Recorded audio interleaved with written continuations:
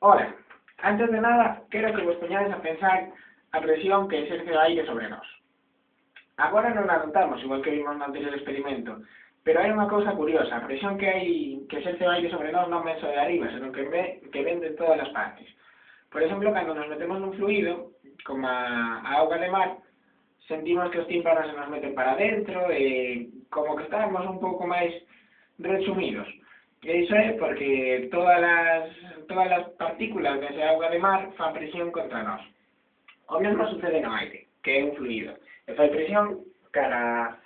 Bueno, este é un teorema científico que o aire, un fluido, fai presión sobre todas as paredes do vaso que o contén, pois a atmósfera fai presión sobre todo o que hai nela, dende todos os ángulos. Entón, agora imos demostrar iso da seguinte maneira. Enchamos un vaso de auga. Ten que estar ata o borde, cheo. E poñemos medio folio enriba.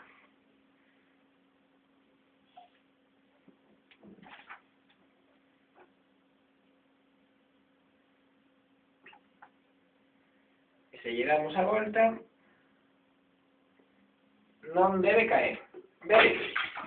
Tarda un rato en caer. Por que tarda un rato en caer? Porque cando temos a auga aquí posta e o folio do baixo, hai unha presión que fai forza hacia arriba empurrando a este folio para arriba. Entón non permite que a auga caia. E por eso aguanta un segundo sen caer ata que o folio empeza a facer un buraco e entra aire. Entón, con este experimento demostramos que a presión atmosférica fai presión contra todas as cousas que hai na atmósfera e dende todos os ángulos.